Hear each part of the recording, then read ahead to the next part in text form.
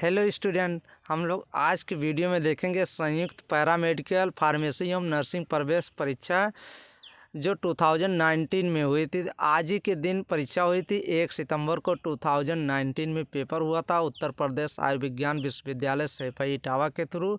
तो इसमें आप फार्मेसी, नर्सिंग और पैरामेडिकल के आप कोर्स कर सकते हैं। देख लीजिए, आज ही के दिन हुआ था, इसीलिए मैंने वीडियो बनाया।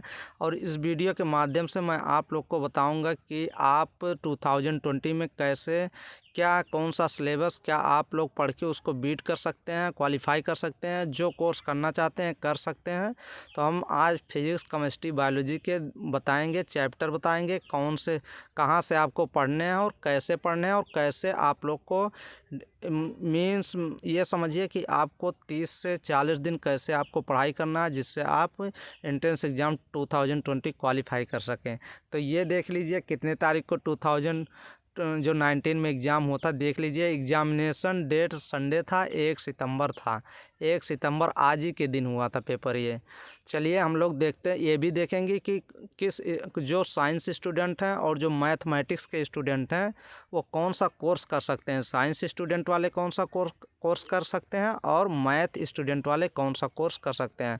तो हम लोग आज फुल रिव्यू करेंगे और आप लोग एकदम लास्ट तक वीडियो देखिएगा। वीडियो इंपॉर्टेंट है और फुल इन्फॉर्मेशन मिलेगा बायोलॉजी, केमिस्ट्री और बायोलॉजी में कि आप लोग को क्या 2020 में पढ़ के क्वालिफाई एग्ज़ाम करना है।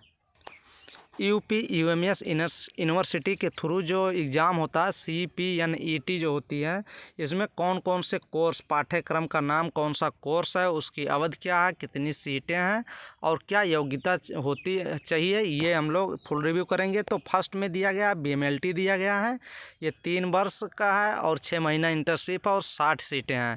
फिर BPT है, फिजियोथेरेपी जिसको कहते हैं, और BRIT रेडियोलॉजिकल इमेजिंग टेक्नीशियन भी है, इसमें भी 60, तीनों में 60, और बैचलर ऑफ ऑप्टोमेट्री इसमें भी 60 सीटें हैं। तो ये देख लीजिए 60 सीटें हैं और इसकी योग्यता PCB है, फिजिक्स, केमिस्ट्री, बायोलॉजी है। और नर्सिंग देख लीजिए 4 ईयर्स का है, 60 सीटें हैं। और बैचलर ऑफ फार्मेसी है जो आपकी से 2019 से ही ये इंक्लूड हुआ था, जुड़ा था, ये भी आप कर सकते हैं, 4 वर्ष का है। और इसमें कितने सेमेस्टर होते हैं, 8 सेमेस्टर होते हैं। इसका भी ये देख लीजिए क्या योग्यता है, अभी आगे भी देखेंगे। फिर इसमें डिप्लोमा देख लीजिए, जो नर्सिंग के डिप्लोमा डिग्री होते हैं वो GNM होता है, 3 वर्ष का होता है, 60 सीट है। और ANM भी डिप्लोमा डिग्री है, नर्सिंग में ही आते हैं, 2 वर्ष का है और 50 सीट है। ओनली ये किसके लिए है ANM ओनली फीमेल महिलाओं के लिए ही ओनली ANM है। और DOT diploma in OT technician की 2 वर्ष की है, 30 सीटें हैं। और जो डिप्लोमा इन ऑप्टोमेट्री है इसका बैचलर भी डिग्री है, 20 सीट है, 2 वर्ष का है। DPT है, इसका बैचलर डिग्री है और डिप्लोमा भी डिग्री है, 2 वर्ष का है, 20 सीटें हैं। और DDT diploma in dialysis technician की 2 वर्ष की कोर्स है और 20 सीट यहाँ पे हैं। Diploma in CT scan DCT scan 2 वर्ष का है, 20 सीटें हैं। DCT diploma in cardiology technician, तो ये 20 सीट है, 2 वर्ष का कोर्स है। Diploma in MRI technician DMRI कितनी सीटें हैं, 15 ही सीटें हैं और 2 साल का कोर्स है। और DETCT diploma in emergency and trauma care technician की कितने 2 वर्ष का कोर्स है और 30 सीटें हैं। और DBT diploma in blood transfusion technician की 2 वर्ष का कोर्स है, 15 सीटें हैं, टोटल 660 सीटें हैं। तो ये कोर्स हैं। अब हम लोग देखेंगे कि कौन से मैथमेटिक्स और साइंस वाले स्टूडेंट कौन कौन सा कोर्स कर सकते हैं। ये देखिए नोट में क्या कह रहा है, नोट कह रहा है अभ्यर्थी द्वारा जिन विषयों से इंटरमीडिएट परीक्षा उत्तीर्ण की गई है तथा आवेदन के समय, मतलब जब आप फॉर्म फिलअप करते हैं, अर्हता है तो जिन विषयों का उल्लेख किया गया, अगर आप साइंस उसमें डालेंगे, बायोलॉजी या मैथमेटिक्स, तो आप अभ्यर्थी को उसी विषय से संबंधित क्या पेपर प्रश्न पत्र जो होगा मिलेगा, उपलब्ध कराया जाएगा सेंटर पे। तो ये देख लीजिए, पेपर फर्स्ट होता है, पेपर सेकंड होता है। पेपर फर्स्ट जो होता है एलिजिबिलिटी क्राइटेरिया क्या है और एलिजिबल फॉर कोर्स के कौन से क्राइटेरिया, एलिजिबल क्राइटेरिया कोर्स के लिए कौन कौन से हैं। तो अगर आप फिजिक्स एलिजिबल क्राइटेरिया इंटरमीडिएट में आप फिजिक्स हैं, केमिस्ट्री, बायोलॉजी और इंग्लिश का कोर्स है आपका, और तो आप B Pharma और BSc नर्सिंग कर सकते हैं। और और ऑल बैचलर डिग्री जितनी भी हैं सभी बैचलर डिग्री और डिप्लोमा डिग्री भी आप कर सकते हैं। और अगर paper first A B D वाला जब देखेंगे अगर आप फिजिक्स के हैं, केमिस्ट्री है और मैथमेटिक्स PCM वाले हैं तो आप बी फार्मा कर सकते हैं। बी फार्मा कर सकते हैं, ये देखिए बी फार्मा कर सकते हैं, GNM कर सकते हैं, ANM भी कर सकते हैं, DOT diploma degree, D optometry, DPT physiotherapy वाला भी कर सकते हैं, DDT कर सकते हैं, DCT कर सकते हैं और इस DCT कर सकते हैं, DMRI कर सकते हैं। और अगर आप पार्ट सेकंड जो देखेंगे ये आर्ट्स बच्चों के लिए होता है, ये कॉमर्स एंड आर्ट्स वाले बच्चों के लिए होता है। ये ओनली 2 कोर्स कर सकते हैं, ENM भी कर सकते हैं और GNM कर सकते हैं। तो आप लोग एकदम ये क्लियर कर लीजिए और अगर आपको कोई दिक्कत हो तो इसका स्क्रीनशॉट भी ले सकते हैं और इसको एकदम क्लियर कर सकते हैं कि हम किस स्टूडेंट को कौन सा कोर्स करना है और उनका क्या इंटरमीडिएट में एलिजिबिलिटी क्राइटेरिया है। तो आप लोग ये देख लीजिए। अब हम देखेंगे कि कौन क्वेश्चन कैसे क्या आते हैं, कितने क्वेश्चन किस में आते हैं। स्टूडेंट ये देख लीजिए पेपर फर्स्ट और पेपर सेकंड प्रश्न पत्र दिया गया है और नंबर ऑफ क्वेश्चन दिए गए हैं। ओनली फॉर साइंस स्टूडेंट के लिए फिजिक्स में कितने क्वेश्चन पूछे जाएंगे, 33 क्वेश्चन पूछे जाएंगे, 33 क्वेश्चन। और केमिस्ट्री में भी 33 क्वेश्चन पूछे जाएंगे और बायोलॉजी जीव विज्ञान में 34 क्वेश्चन पूछे जाएंगे। टोटल 100 क्वेश्चन हो जाएगा। और मैथ्स जो लिया होगा उसके 34 क्वेश्चन होंगे। तो मैथ वाले स्टूडेंट को बायोलॉजी नहीं पूछा जाएगा और बायोलॉजी वाले स्टूडेंट को, साइंस वाले स्टूडेंट को मैथ नहीं पूछा जाएगा। तो ये यहाँ तक जोड़िए आप, यहाँ से 100 क्वेश्चन पूछे जाएंगे। नंबर ऑफ क्वेश्चन इसमें देख लीजिए पेपर सेकेंड जो आर्ट्स वाले कॉमर्स वाले स्टूडेंट हैं उनको जनरल हिंदी पूछी जाती है 20 क्वेश्चन और जनरल इंग्लिश पूछी जाती है 20 क्वेश्चन और जनरल स्टडीज सामान्य अध्ययन पूछा जाता है 60 क्वेश्चन। टोटल 100 क्वेश्चन ही पूछे जाते हैं। और विदाउट माइनस मार्किंग, बिना माइनस मार्किंग के आप क्वेश्चन सही कर सकते हैं। तुक्का भी आप गेस कर सकते हैं, गेस भी लगा सकते हैं। अगर क्वेश्चन नहीं आ रहा है तो छोड़ने से अच्छा है आप कोई भी क्वेश्चन किसी भी क्वेश्चन के आप आंसर 4 ऑप्शन देखिए और तुक्का भी लगा सकते हैं। हो सकता है सही भी हो जाए और गलत होने के चांस तो अधिक रहते हैं। स्टूडेंट ये भी बहुत पूछते हैं कि क्या कितना कोर्स, कौन से कोर्स की कितनी फ़ीस लगती है, ये ज़्यादा स्टूडेंट क्वेश्चन करते हैं। तो ये देख लीजिए आप लोग प्रशिक्षण शुल्क जो उपरोक्त पाठ्यक्रम में है प्रशिक्षण शुल्क निम्न तालिका के अनुसार दिए होगा। जो 2019 में जो क्या कितने कौन से कोर्स के कितने लगे तो वही 2020 में भी होना चाहिए और होगा भी वही। तो ये देख लीजिए ये विवरण दिया गया है और डिग्री पाठ्यक्रम जिसका डिग्री कोर्स है और जो डिप्लोमा कोर्स हैं उनके फीस भी दिए गए हैं। प्रवेश शुल्क केवल प्रवेश के समय आपको 2000 रुपये डिग्री वालों के लिए लगेगा जो डिग्री कोर्स करना चाहते हैं और डिप्लोमा कोर्स जो करना चाहते हैं उनके लिए भी 2000 लगेगा। और प्रशिक्षण शुल्क जो होता है 22,500 डिग्री वाले कोर्स के लिए है और डिप्लोमा वालों के लिए 18,000 कोर्स है। 18,000 कोर्स नहीं, 18,000 पैसा है रुपया।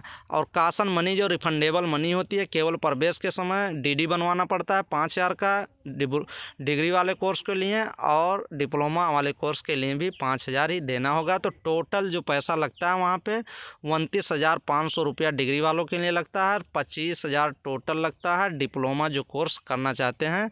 और ये डे स्कॉलर जो हॉस्टल नहीं अलाट करते हैं उनके लिए इतना रुपया लगता है। अगर आप हॉस्टल भी लेते हैं तो उसमें आपको 4,800 रुपये और देने होते हैं। जितने साल आप वहाँ करेंगे वो टोटल 4,800 ही लेता है।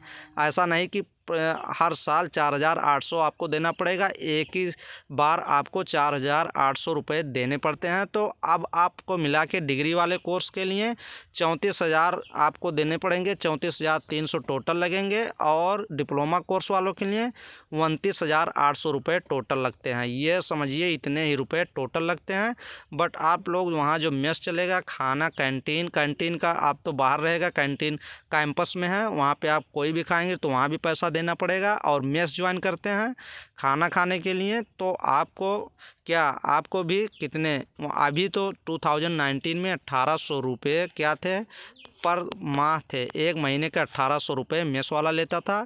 2020 में देखिए कुछ बढ़ता है कि नहीं, 100-200 बढ़ना होगा तो 100-200 बढ़ेगा, 2,000 हो जाएगा, नहीं तो 1,800 ही चलेगा। 1,800 3-4 साल से चल ही रहा है। तो ये मेस का हर महीने इतना देना पड़ेगा, लेकिन टोटल ये फीस जो है ये आप लोग ये देख लीजिए। अब हम लोग देखेंगे कौन से सिलेबस आपको क्या पढ़ना है, तभी आप एंट्रेंस एग्ज़ाम क्वालिफाई करेंगे, और ये सब तभी आप लोग को देना पड़ेगा और करना पड़ेगा। तो चलिए देखते हैं। जिस भी स्टूडेंट को 2020 में CP net entrance exam qualify करना है नर्सिंग पैरामेडिकल फार्मेसी के लिए, तो उसके लिए अभी 35 से 40 दिन है, तो उसके पास तो अभी समय कुछ भी नहीं है। अगर देखा जाए फिजिक्स केमिस्ट्री बायोलॉजी भी उसको पढ़ना है तो कुछ नहीं। सीपी नेट 2020 जो प्रिपरेशन प्लान है, आप preparation of examination is indispensable to crack it, but before one begin to preparation of CPNet 2020, it is important to be familiar with few things like exam pattern और syllabus। पहले आपको exam pattern पता होना चाहिए और syllabus, क्या syllabus आता है, ये दो चीज़ पता होने चाहिए। In this page we will discuss the factors that are crucial part of the preparation for the CPNet 2020. We will also prepare 30-day preparation plan for the exam for different course of candidate category। तो पहले आप 30 day का plan बनाइए, 30 दिन का plan बनाइए कि 30 दिन में आप लोग कितना पढ़ सकेंगे। फिर उसके बाद अगर टाइम मिलेगा और तो आप लोग फिर दोबारा ही टाइम टेबल आप सेट कर सकते हैं। तो पहले आप 30 डे का प्लान बनाइए। क्या आप प्लान बनाएंगे? प्लान ये रहेगा, टिप्स एंड ट्रिक क्या आपको रहेगा सीपी नेट प्रिपरेशन के लिए। Here are some factors that you need to keep in mind while preparing for CP NET 2020। आप अपने माइंड को एकदम सेट करिए कि आप सीपी नेट 2020 में का प्रिपेयर करना चाहते हैं और कोई कोर्स करना चाहते हैं, तो आप उसके लिए सीपी नेट सिलेबस क्या है। If you do not know what to study you would not know how to study. So the first, क्या पढ़ना है और क्या पढ़ेंगे, the first step in the preparation process.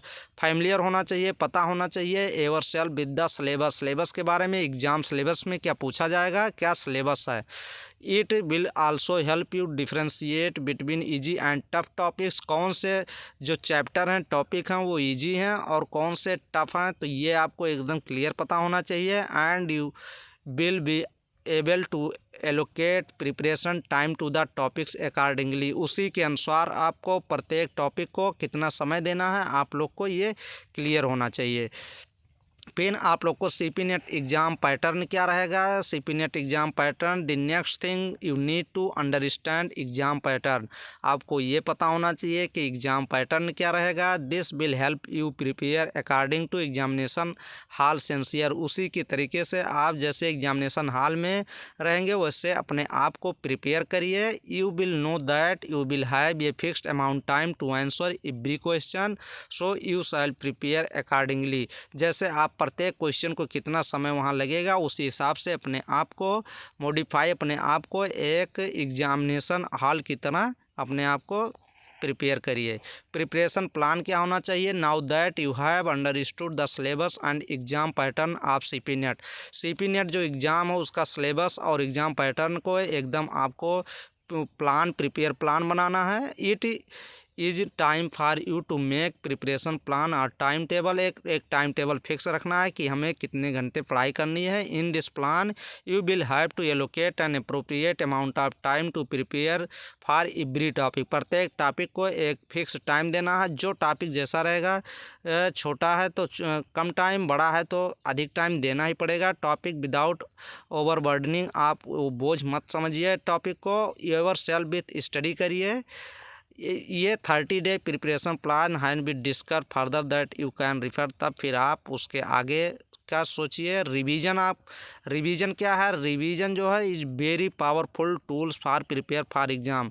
सबसे बेस्ट जो रिवीजन आप अगर करेंगे तो सबसे बेस्ट ये क्या है, पावरफुल क्या है, एक ट्रिक भी है। इसको आप ट्रिक कर सकते हैं। जितना अधिक रिवीजन करेंगे आप एग्ज़ाम को 2020 को आराम से क्वालिफाई कर जाएंगे।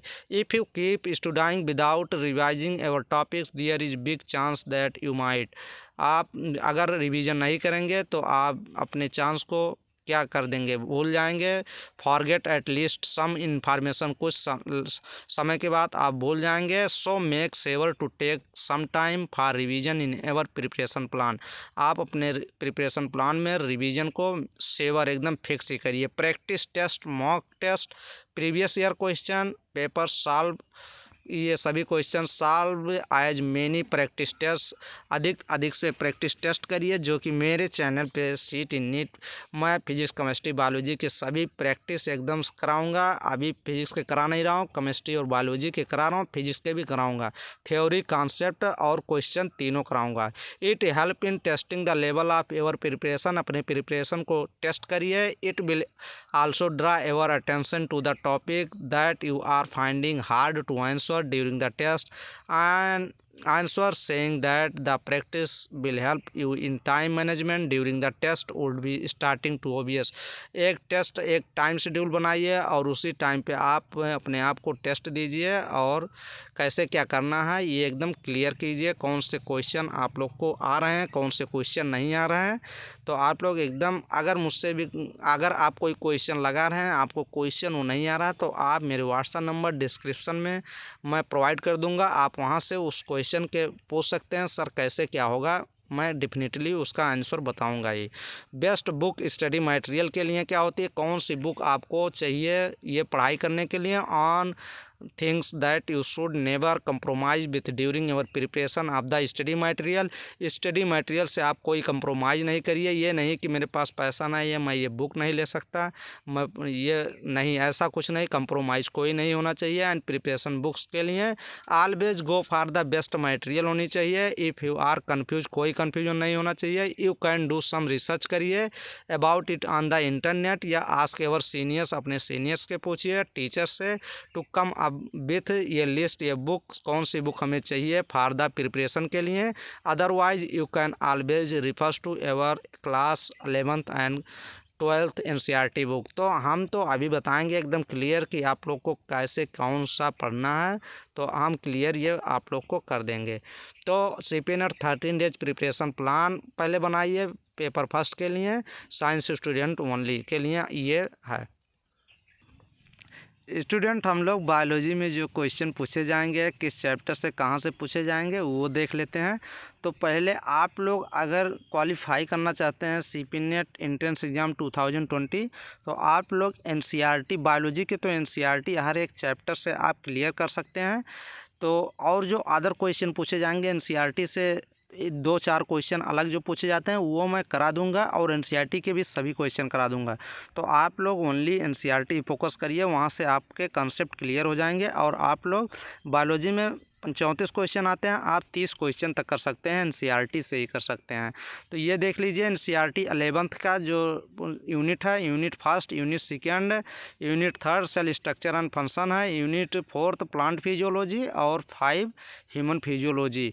तो ये देख लीजिए यूनिट जो है, यूनिट वाइज देख लीजिए चैप्टर कितने, किस यूनिट में कितने चैप्टर आते हैं। Course syllabus, diversity of living organism के जो चैप्टर हैं वो फर्स्ट चैप्टर है the living words. Living words में आपको क्या पढ़ना है, आप बायोडाइवर्सिटी रेंज पढ़ लीजिए, कितना रेंज होता है, व्हाट इज लिविंग पढ़ लीजिए, लिविंग के बारे में पढ़ लीजिए, और डोमिनेंस टेक्सोनॉमी सिस्टमेटिक पढ़ लीजिए, टेक्सोनॉमिक हिराची आप पढ़ लीजिए, बायोनोमियल नॉमेनक्लेचर, और आप ये भी पढ़ लीजिए जूलॉजिकल पार्क, हार्बेरियम और बॉटनिकल गार्डन जो दिया गया है इसके बारे में भी आप रीड डाउन कर सकते हैं। चैप्टर सेकंड में क्या देखेंगे, चैप्टर सेकंड बायोलॉजिकल क्लासिफिकेशन है, इसमें 5 किंगडम क्लासिफिकेशन सिस्टम आपको देखना है, और इसके सभी के क्लासिफिकेशन और फीचर देखना है, किसके, मोनेरा, प्रोटिस्टा, फंजाई के देखना है, और लाइकेन देख लीजिए, वायरस और वायराइट्स आप लोग को पढ़ने ही पढ़ने हैं।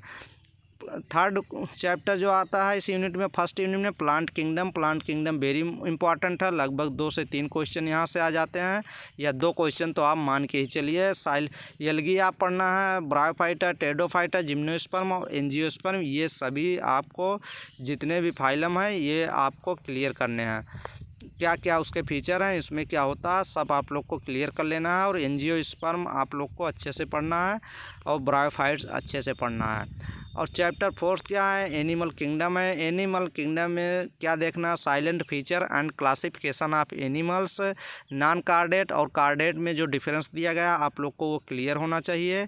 और क्या देखना है, जितने भी क्या हैं एनिमल किंगडम में जितने भी फाइलम हैं तो उसको आप ये सभी के लगभग कितना 5 से जो लगभग उसके जो कैरेक्टर हैं 4-5 कैरेक्टर हर फाइलम के आपको क्लियर होने चाहिए। और उसके जो एग्जाम्पल हैं 4-5 एग्जाम्पल भी हर फाइलम के क्लियर होने चाहिए।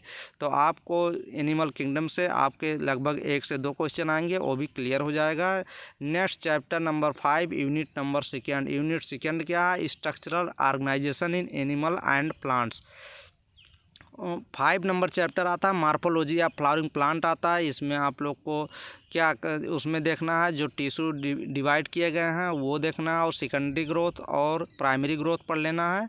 तो मार्फोलॉजी एंड मॉडिफिकेशन टिश्यू भी जिसमें उसमें टिश्यू दिया गया है, टिश्यू आप लोग रीड डाउन कर लीजिए, वहाँ से क्वेश्चन पूछे जाने के चांस हैं। Chapter 6 anatomy of flowering plant देख लीजिए, उसमें root, stem, leaf, inflorescence, flower, fruit and seed, ये सब आप लोग को वहाँ से रीड डाउन कर लेना है। और ये जो इसमें दिया गया है मार्फोलॉजी ऑफ फ्लावरिंग प्लांट में, मार्फोलॉजी में जो फाइलम दिए गए हैं कितने फाइलम दिए गए हैं, उसमें आपको कितनी फैमिली दी गई है, फैमिली दी गई है, फाइबेसी दी गई है, सोलेनेसी दिया गया है और लिलियसी दिया गया है और एक क्रूसीफेरी दिया गया है। 4 फैमिली दिया गया है। फैमिली उसमें आपको एकदम क्लियर होना चाहिए, और रूट, स्टेम, लीव्स ये सब क्लियर होने चाहिए। और उसका बाल्बेट एस्टिवेशन, टू स्टेट और बैक्सिलरी एस्टिवेशन वो जो दिया है वहाँ भी आप लोग को क्लियर होना चाहिए किसको कहते हैं और उसके एग्जाम्पल क्या क्या हैं, तो आप लोग ये क्लियर कर लीजिएगा। Chapter number 7 structure organisation in animal में आप लोग को एनिमल टिश्यू एकदम क्लियर होना चाहिए, और डाइजेस्टिव सिस्टम दिया गया, circulatory system, respiratory system, nervous system, reproductive system, ये भी क्लियर होना चाहिए। आप उसमें फ्रॉग दिया गया, फ्रॉग एकदम क्लियर कर लीजिए, और काकरोच COCKROCH काकरोच आप क्लियर कर लीजिए वहाँ से। और अर्थवार्म दिया गया, अर्थवार्म से क्वेश्चन आना ही है वहाँ, ये भी आपको क्लियर करना है। Next unit number 3 cell structure and function, cell the unit of life आप लोग को पढ़ना है। सेल थ्योरी आप क्लियर कर लीजिए, basic of unit structural, prokaryote और यूकैरियोट्स के डिफरेंस एकदम क्लियर होने चाहिए, और प्लांट सेल और एनिमल सेल एकदम क्लियर होने चाहिए, दोनों में डिफरेंस क्या है, और सेल वॉल के बारे में भी डिफरेंस एकदम क्लियर होना चाहिए। जितने भी सेल ऑर्गेनल दिए गए हैं, endomembrane system, endoplasmic reticulum, Golgi body, lysosome, vacuole और माइटोकॉन्ड्रिया, राइबोसोम, ये माइटोकॉन्ड्रिया, राइबोसोम, वैक्यूल, प्लास्टिड और ये सीलिया, ये एकदम क्लियर होने चाहिए।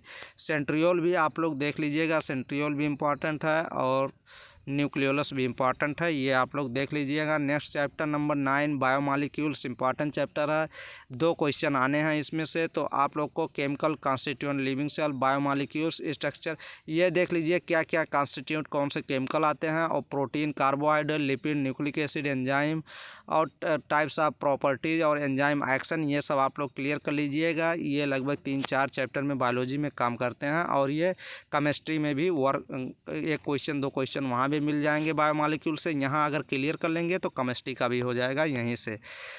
Chapter number 10 cell cycle important chapter है, 102 क्वेश्चन आने हैं। सेल साइकिल के जो फेज हैं, ये जो सेल साइकिल के कौन कौन से फेज हैं, G1 यस G2 फेज जो दिए गए हैं, ये आप लोग को क्लियर होना चाहिए।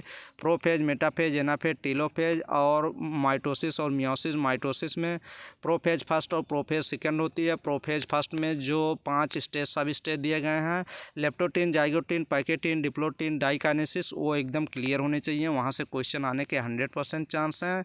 यूनिट नंबर 4 यूनिट है प्लांट फिजियोलॉजी, इंपॉर्टेंट है, यहाँ से क्वेश्चन बनता है। ट्रांसपोर्ट इन प्लांट में पढ़ लीजिए, मूवमेंट ऑफ वाटर पढ़ लीजिए, न्यूट्रिएंट, सेल ट्रांसफ्यूजन पढ़ लीजिए, ये भी आपको पढ़ना है। सेल टू सेल डिफ्यूजन पढ़ लीजिए, फैसिलिटेटेड डिफ्यूजन, एक्टिव ट्रांसपोर्ट पढ़ लीजिए, और प्लांट वाटर रिलेशन के बारे में अगर पढ़ना है तो इम्बिबिशन के बारे में पढ़ लीजिए, और ऑस्मोसिस पढ़ लीजिए। तो और ये भी पढ़ लीजिए, यहाँ से क्वेश्चन पिछली बार पूछा गया था, एपोप्लास्ट और सिम्प्लास्ट, ये दोनों आप लोग क्लियर कर लीजिएगा। यहाँ से क्वेश्चन पूछा गया था, गटेशन के बारे में पढ़ लीजिए और ट्रांसपायरेशन के बारे में भी पढ़ लीजिए, ट्रांसपायरेशन के बारे में, और transport of food, phloem transport, phloem और जाइलम के बीच आप एकदम ये भी क्लियर कर लीजिए। फ्लोएम और जाइलम के बीच क्या क्या डिफरेंस है ये भी क्लियर होने चाहिए, तो ये भी आप लोग कर लीजिएगा। Next chapter number 12 mineral nutrition. Mineral nutrition के चैप्टर इंपॉर्टेंट है। माइक्रो एंड माइक्रो न्यूट्रिएंट आप लोग के देखना है, और डिफिशियंसी सिस्टम, किस एलिमेंट के मिनरल न्यूट्रिशन से डिफिशियंसी से क्या होता है। नाइट्रोजन मेटाबॉलिज्म पढ़ लीजिए, नाइट्रोजन साइकिल भी आपको इम्पॉर्टेंट है, और नाइट्रोजन फिक्सेशन, ये तीनों इम्पॉर्टेंट है। और next chapter photosynthesis, higher plant दिया गया, फोटोसिंथेसिस भी इम्पॉर्टेंट चैप्टर है। फोटोसिंथेसिस ऑटो, इसमें क्या पढ़ना है, पिगमेंट, एलिमेंट्री, इसमें आपको पढ़ना है cell cycle and non cyclic and non cyclic photophosphorylation पढ़ना है। केमियोस्मोटिक हाइपोथेसिस पढ़ना है।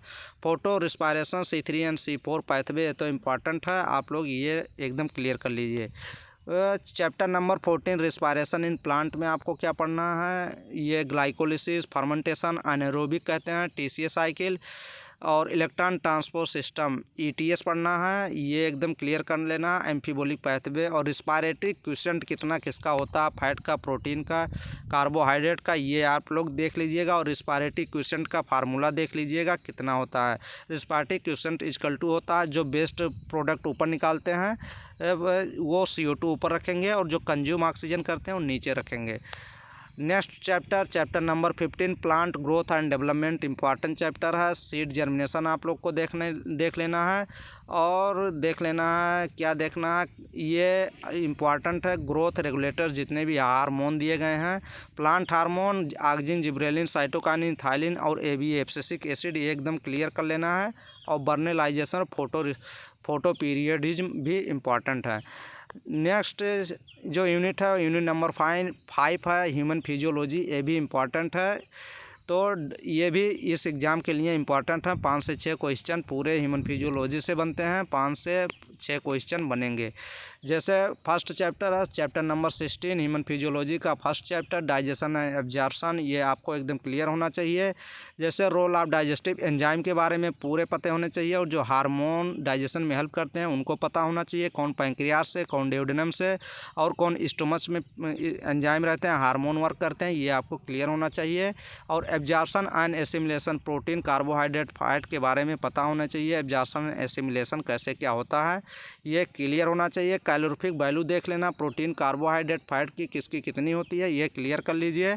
और न्यूट्रिशन एंड डाइजेस्टिव डिसऑर्डर, जो न्यूट्रिशनल डाइजेस्टिव डिसऑर्डर होते हैं ये आपको पता होना चाहिए।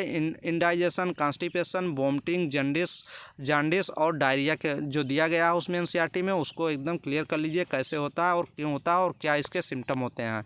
Next chapter number 17 breathing and exchange of gases के चैप्टर जो दिया गया उसमें आपको पता होना चाहिए, क्या पता होना चाहिए, रिस्पायरेटरी आर्गन, एनिमल सेल, किस एनिमल के कौन से रिस्पायरेटरी आर्गन है ये एकदम क्लियर होना चाहिए। रिस्पायरेटरी सिस्टम ह्यूमंस में एकदम क्लियर होना चाहिए। Mechanism of breathing and regulatory humans में ये एक्सचेंज ऑफ गैसेस पता होना चाहिए। ट्रांसपोर्ट गैस है, रेगुलेशन रिस्पायरेशन, रिस्पायरेटरी वॉल्यूम और डिसऑर्डर रिलेटेड टू रिस्पायरेशन, जितने भी रिस्पायरेशन से रिलेटेड डिसऑर्डर होते हैं, अस्थमा हो गया, एम्फाइसमा और ऑक्यूपेशनल रिस्पायरेटरी डिसऑर्डर, ये एकदम क्लियर होने चाहिए।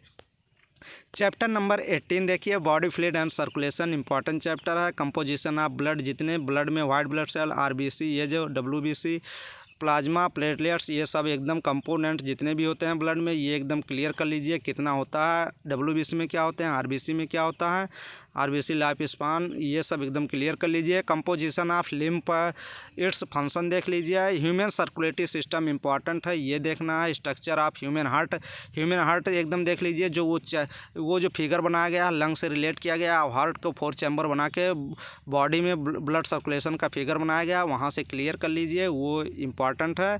और कार्डियक साइकिल भी देख लीजिएगा, और डबल सर्कुलेशन देख लीजिए, और ये देख लीजिए जो डिसऑर्डर सर्कुलेटरी सिस्टम से रिलेटेड जो डिसऑर्डर हैं, hypertension, coronary artery disease, angina और हार्ट फेलियर के बारे में क्लियर कर लीजिए। Next chapter number 19 excretory product and their elimination के जो हैं उसमें mode of excretion, ammonotelism, ureotelism और यूरिकोटेलिज्म, ये तीनों देख लीजिए किसमें होता है, उसका एग्जाम्पल रट लीजिए। ह्यूमन एक्सक्रीटरी सिस्टम आप पढ़ लीजिए, structure of function, urine formation पढ़ लीजिए, पीसीटी, डीसीटी और वो किडनी वाला जो बनाया गया है वो सब एकदम क्लियर कर लीजिए। और regulation of kidney function, renin के function, atrial natriuretic factor ANF जिसको कहते हैं, ADH एंटी डायरेटिक हार्मोन जो होता है, ये सब एकदम क्लियर कर लीजिए। और role of other organ in excretion में, और डिसऑर्डर जो होते हैं ये क्लियर कर लीजिए। Uraemia, renal failure, renal कैल्कुलाई, nephritis, dialysis and artificial kidney. Next chapter number 20 locomotion and movement के बारे में आप लोग एकदम क्लियर कर लीजिए। Skeletal muscle, muscular skeletal, smooth muscle, skeletal muscle, cardiac muscles का जो फिगर दिया गया वो क्लियर कर लीजिए। और जो माइक्रोफेज दिया गया वो एकदम क्लियर कर लेना है, वहाँ पे क्वेश्चन पूछे जाते हैं। मास्ट सेल, माइक्रोफेज, वो जो फिगर बनाया गया वो एकदम क्लियर कर लीजिए। और कौन कौन सी जैसे टेंडन क्या होती है और लिगामेंट, ये सब क्लियर होने चाहिए। डिसऑर्डर से भी क्वेश्चन पूछे जाते हैं। मस्कुलर एंड स्केलेटल जो सिस्टम डिसऑर्डर होते हैं यहाँ से क्वेश्चन बनते हैं। Myasthenia gravis, tetany, muscular dystrophy, arthritis, osteoporosis, gout, ये सब क्लियर कर लीजिए आप लोग। Next chapter number 21 neural control and coordination, ये क्वेश्चन यहाँ से क्वेश्चन भी 1-2 क्वेश्चन पूछे जाते हैं। तो आप nervous system, central nervous system CNS, peripheral nervous system PNS और विसरल नर्वस सिस्टम, ये क्लियर होने चाहिए। और कौन से हार्मोन क्या कंट्रोल करते हैं वो एकदम इम्पॉर्टेंट है। हाइपोथैलेमस, सेरिबेलम, सेरिबेरम, ये एकदम क्लियर होना चाहिए।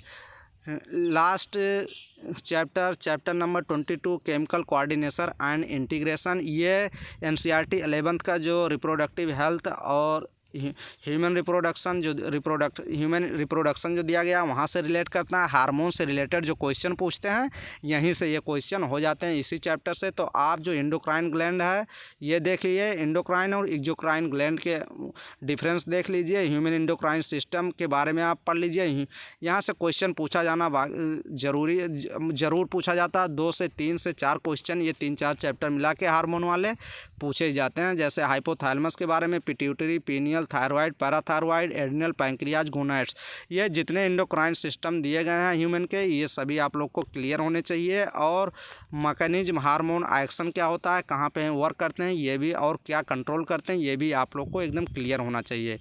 और hypo and hyper activity related disorder जो होते हैं, जैसे हार्मोन अधिक सिक्रीट हो जाए तो कौन सा डिजीज और कौन कम हो जाए तब क्या।